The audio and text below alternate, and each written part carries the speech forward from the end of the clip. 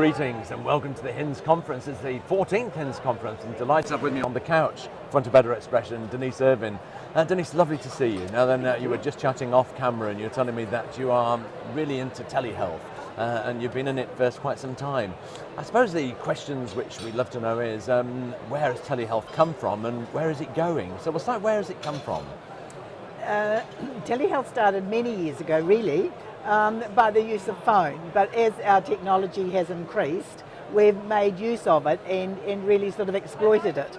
And it's meaning that it's having a huge impact on patients' lives. It can cut down travel for them, it can cut down costs for them, it gives them much easier access to specialist care, and for the clinician, including the registered nurse, it can mean that they can offer an enhanced service to their patients, really. So, can you give me some examples of how a patient's journey from initially picking up the phone and then the outcome? Yeah. I hold a change agent telehealth position at Waikato DHB, and so I'll use us as the example. Perfect. We have equipment in all the rural hospitals, which is Tamarunui, Tikawiti, Tokoroa. And it means that, for example, if you were in the Tamarunui hospital, you were admitted with maybe a heart attack. You are in the Tamarunui hospital and you may, the person, the health professional that is working with you would quite like a second opinion, and so they can VC through to Waikato and get one of the ED consultants there. And the ED consultant says, bring Buzz straight back up to us. We need him right here now. So that's organised. So is the patient sitting in front of a VC unit? Yes, yes. And is that a mobile one that can be taken to the bedside, can it?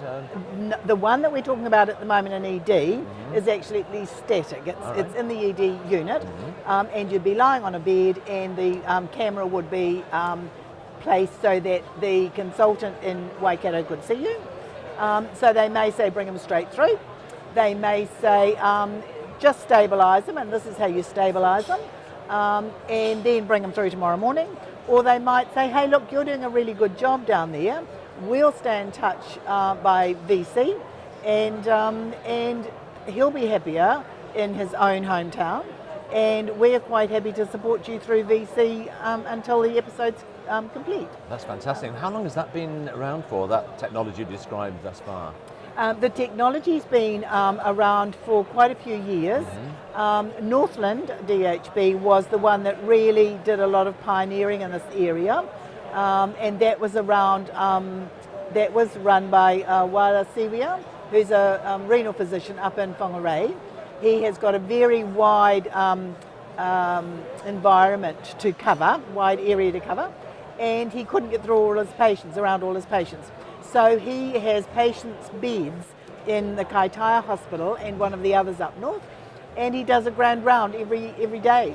And he has nurses who are have specialist education in that particular area, and so they're able to provide him with the knowledge that he needs, or the information that he needs, and then he can provide advice and provide the treatment.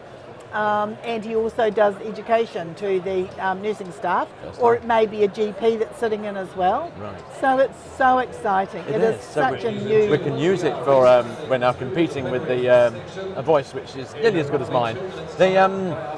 So we've got chronic conditions use for it, obviously. We've got acute medicine use for it. Yes. What is it not being used for and could be used for? Where is it going to go?